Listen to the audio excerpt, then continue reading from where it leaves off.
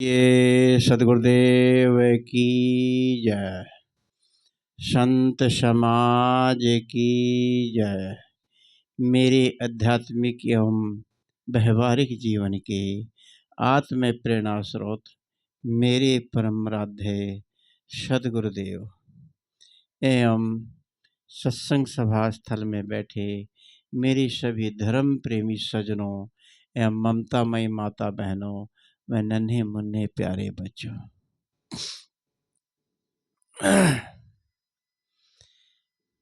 मैं घर परिवार की कुछ बातें कर रहा था।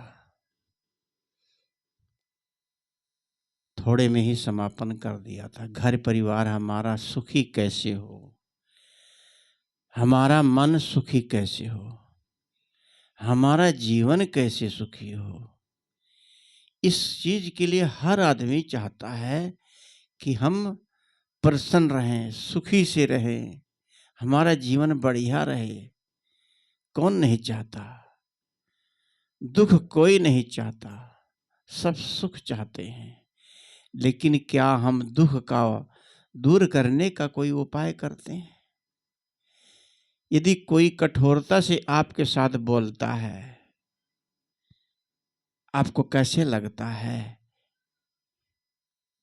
मेरे साथ में किसी हॉस्पिटल में गया था, वहाँ की जो स्टाफ लेडीज थी, उसका व्यवहार कुछ कठोर शब्द सा था।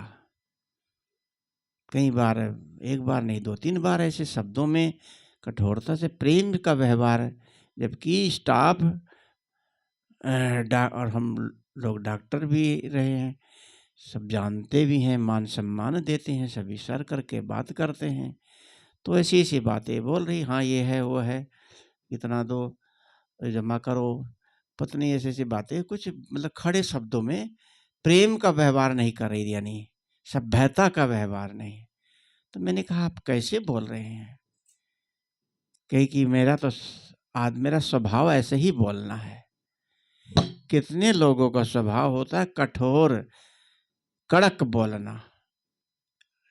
अगर उसको कठोर बोलो सामने वाले को, तो कैसे लगेगा? ऐसे ही किसी ने हमारे को प्रेम से नहीं बोला, कठोरता से बोला, हमें पीड़ा महसूस हुई। कि सम्मान से नहीं बोला, ऐसे ही समझ लो हम भी किसी के साथ ऐसे ही व्यवहार करेंगे, कठोरता का, प्रेम की भाषा नहीं बोलेंगे, तो कैसा उसको लगेगा? कहेगा कि प्यार नहीं, प्रेम नहीं इनमें। और सत्संग सुनते हैं, और इतने दिनों से सत्संग सुन रहे हैं, साधु संतों की सत्संग करते हैं, और अच्छी अच्छी ज्ञान की बातें भी झाड़ते हैं। बस यही कहेंगे ना, ज्ञान की बातें झाड़ते हैं। झाड़ना अलग चीज है, सत्संग करना अलग चीज है, और सत्संग करके उस पर चलना अलग चीज है। हर आदमी शांति चाहता है, हर आदमी सुख चाहता है, हर आदमी स्वर्ग जाने का उपाय ढूंढता है कि हम स्वर्ग कैसे जाए। लेकिन स्वर्ग जो है मरने के बाद कहते मिलता है, और जो मर जाते हैं उनको स्वर्गीय कहते हैं। अगर किसी को जीते जी कहो भाई आप तो स्वर्गीय हो, आप पर टूट पड़ेगा, कहेगा जीते जी मेरे को स्वर्गीय बना रहे हो। कई लोग अपनी भाषा में कहते हैं कि भाई ये शांत हो गए, ये आदमी शांत हो गया, यानी कि मर गया। अगर जीते जी किसी को आपने कह दिया कि आप शांत कब होंगे, आप पे टूट पड़ेगा। मेरे को जीते जी शांत करना चाहता है। तो हम जीते जी जब स्वर्ग में नहीं रह सकते। एक उधर कहानी छोटी सी है। एक राजा किसी संत को सुन करके कि बहुत प्रसिद्ध है, संत हैं, बहुत अच्छे संत हैं, और इनके पास जाना चाहिए। वो गया उनके पास पर्सन लेकर के, और राजा था, राजा की अक्कड़ में प्रणाम तो किया, लेकिन कई प्रणाम के तरीके अलग अलग होते हैं।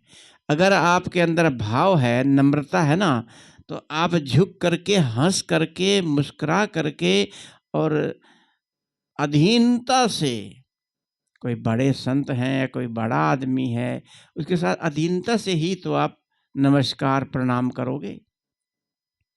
अगर आपने अधीनता से नहीं किया तो समझ लो आपके अंदर अक्कड़ है। राजा ने ऐसे ही किया और जाके प्रणाम किया अक्कड़ स्वभाव से। संत है, पैर पूर्ण नहीं छुआ, प्रणाम कर दिया हाथ जोड़ के। तो उसके भाव को संत समझ गए, भाव को समझ गए और कहने लगे, भाई बोलो क्या क्या करने आए हो। कहे कि गुरु जी मैं यहाँ पर स्वर्ग कैसे हो, स्वर्ग का रास्ता कैसे मिले, सुखी जीवन कैसे करें, मन में शांति कैसे लाएं, स्वर्ग और नरक क्या है, ये सब मैं जानना चाहता हूं। तो संत ने व्यंग रूप में कहा, देखो तो, अपने शिष्यों की तरफ इशारा करके, ये स्वर्ग जानना चाहता है, स्वर्ग जाना चाहता है। उन्होंने कहा कि संत ने कि आपने कभी शीशे में, आईने में शक्ल देखी है?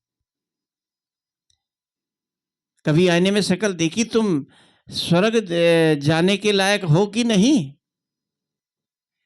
बड़े चले आए स्वर्ग देखने, स्वर्ग जानने के लिए, तुम्हारी औकात है स्वर्ग जानने की? खूब मतलब अच्छे तरह से उनको भला बुरा संत ने कहा। जब संत ने ऐसा कहा तो उसको बहुत बुरा लगा, राजा था, बस तुरंत तलवार पे हाथ गया और खींच के मारने ही वाला था। तो संत बोले, रुको रुको रुको रुको। हाथ रुक गया। कहे यही है नरक, यही नरक का रास्ता है। अब आपके अंदर इतना मेरे कहने से क्रोध जो आया, आपके अंदर ये आप नरक में हो, आपका मन नरक हो गया, आपने तलवार निकाल के मुझे मारने के लिए सोच लिया। तो आपका मन नरक बन गया कि नहीं बन गया? आपके मन में नरक पैदा किसने किया? आपने अपने मन को नरक बनाया। तो संत राजा को समझने में देर नहीं लगी और उसने समझ गया कि अरे बाप रे बाप, संत ये अजीब किस्म का है। लोग तो ज्ञान से समझाते हैं, अपना उपदेश देते हैं, रास्ता बताते हैं, और इसने तो मेरे को प्रैक्टिकल करके समझा दिया, प्रैक्टिकल करके दिखा दिया कि नरक इसे कहते हैं। और उनके पैरों में अधीन होकर के गिर गया कि गुरुदेव मुझे क्षमा कीजिए, माफ कीजिए, मैं अपने घमंड में आकर के आपको मैंने भला बुरा कहा। नम्र हो गया राजा। घमंड जिसके अंदर होता है, अहंकार होता है। सुबह सत्संग में सदगुरु श्री अभिलाष जी प्रवचन चला रखा था। गुरुदेव कहते थे कि घमंड है जिसके अंदर होता है, अहंकार होता है। अहंकारी आदमी देखा जाए तो कठोर शब्द भी है, लेकिन अहंकार घमंड मध्यम शब्द है। अगर उसको मूर्ख कहा जाए तो मूर्ख हो, उसको बहुत बुरा लगेगा। किसी को भाई तुम्हें बड़ा अहंकार है। अहंकार कहते रावण को इतना अहंकार था अपने शक्ति का, धन का, बल का, विद्या का, चारों वेदों का ज्ञाता था, विद्वान था, तो उसके अंदर अहंकार, एक अहंकार ने ही उसको झुकने नहीं दिया। उसके पूरे परिवार ने, उसकी पत्नी ने, उसके भाइयों ने, बेटों ने, सब ने समझाया, लेकिन कहे मैं रावण हूँ, मैं किसी के आगे झुक नहीं सकता, मर सकता हूं पर झुक नहीं सकता। इसे कहते हैं अहंकार। किसी के आगे झुकाना चाहो, किसी को भाई तुम गलती मान लो ना अपनी, क्या कैसे मान लूं? मुझे तो भाई कह दो कि मैं तो हर जगह गलती मानने के लिए तैयार रहता हूँ, ना भी हो तब भी, और नहीं तो गलती है तो मान ही लेना चाहिए। कितने छोटे हो गए आप। आदमी झुकने वाला छोटा कभी नहीं होता, छोटा महसूस करता है वो। सामने वाला कहे देखो भाई, इतने सब कुछ होते हैं भी वो, उन्होंने अपनी गलती मान लिया, माफ कर दो, छोटे हो गए, छोटा समझ लिया अपने आप को। तभी तो गुरु नानक देव जी ने कहा है, नानक नन्ना होए रहो जैसे नन्नी दूब, घास फूस सब जल रहे दूब खूब की खूब। उन्होंने कहा नन्हे दूब होता है ना, जंगल में आग लग जाती है तो पूरा जंगल जल के राख हो जाता है, लेकिन छोटी छोटी जो दूब होती है, देखो आग जलने के बाद फिर जाओ वहाँ, जो छोटी छोटी दूब होती हैं वो ऐसी हरी की हरी, थोड़ी बहुत ही झुलसा भी जाती हैं तो अगले दिन फिर वो निकल आती हैं 2-4 दिन में, और हरी भरी हो जाती हैं, क्योंकि वो छोटी रहती हैं। छोटी होने की वजह से वो जलती नहीं है। इसलिए छोटा बनना सीखो। जब छोटे बनोगे, झुकोगे, तभी कुछ पाओगे ना। अकड़ करके कोई पानी पीना चाहे, कोई पानी पिला रहा तो सीधे हो करके पानी नहीं पिया जाएगा, पानी तो झुक करके ही पिया जाता है। लेकिन हम लोग झुकना ही नहीं जानते। तो स्वर्ग किसे कहते हैं? सदगुरु श्री रविलास साहब जी कहते थे कि स्वयं में स्वर्ग है, और मन अपना खराब गंदा है तो नरक है। हम लोग मंदिर जाते हैं, धूप बत्ती जलाते हैं, अगरबत्ती जलाते हैं, पूजा करते हैं, भोग लगाते हैं वहां पर जाकर के, और जिस मंदिर को, जिस मूर्ति को हमने बनाया, वहां पर जाकर के कोई गलत चीज, आप बीड़ी सिगरेट कुछ नहीं पीते, धूप बत्ती जलाते हैं, अच्छा स्थान मानते हैं, करना चाहिए, अच्छी बात है। लेकिन सदगुरु यहाँ पर असली मंदिर किसे बताते हैं? जिस मंदिर में मैं बैठा हूं, जिस मंदिर में परमात्मा बैठा है, वो तो बैठा है घट भीतर, बैठा है सचेत, जाको जैसी बुद्धि होती वैसी उसको मत देत। जानते हैं, ये भी जानते हैं कि आत्मा ही परमात्मा है। जब आत्मा परमात्मा है, इस आत्मा को के अंदर आप क्या डाल रहे हैं? गुटखा, शराब, बीड़ी सिगरेट, अन्य तरह तरह के नशे, उस परमात्मा को दे रहे हो। और तो और अंडा, मीट, तरह तरह की मीट ले जाके अंदर डालते हैं, फिर मंदिर भी जाते हैं, धार्मिक भी बनते हैं। अगर नहीं खाते हैं तो बीड़ी गुटखा तो खाते हैं ना, तो बीड़ी गुटखा उस परमात्मा आत्मा के अंदर आप चढ़ाते हो, वो क्या रहेगा?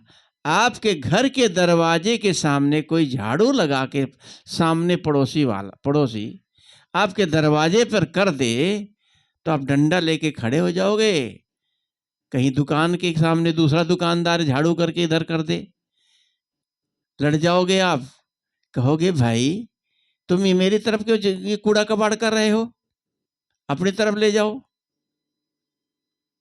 किसी के सामने कोई कूड़ा कबाड़ फेंक दो, भले वो कबाड़ से उसका पलाट भरा पड़ा हो, लेकिन अगर अपने कोई चीज कूड़ा ले जाके उसके पलाट में डाल दिया तो भी नाराज हो जाएगा, कहेगा अपने में डालो, मैं यहाँ क्यों डाल रहे हो।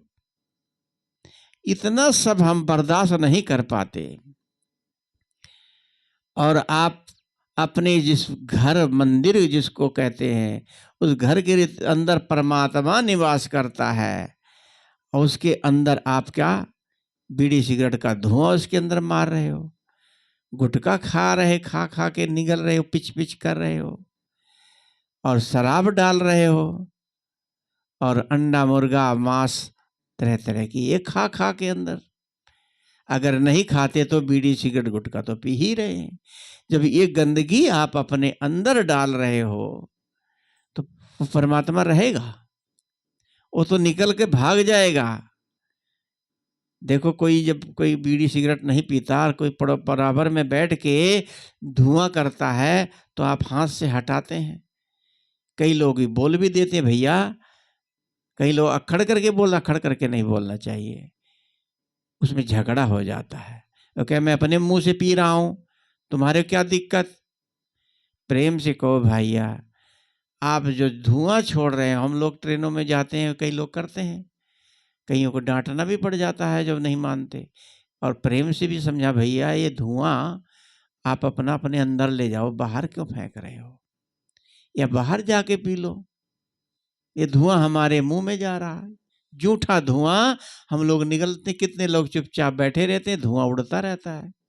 अरे दूसरे का धुआं आप निगल रहे हो, नुकसान देगा कि फायदा देगा?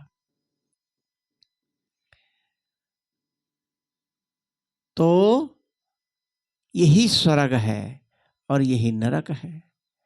पहले तो हम अपना जीवन जीने का तरीका सीखना चाहिए, जीवन कैसे जीना है, हमें घर परिवार में कैसे रहना है।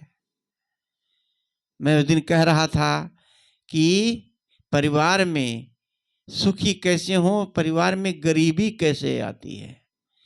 कुछ बातों पर मैंने कहा कि किचन में चप्पल किचन की ही पहन के जाओ, तो फिर चप्पल जूता सर्दी जितनी मर्जी हो कट्टा बोरी रखो, नहीं तो चप्पल किचन की रखो।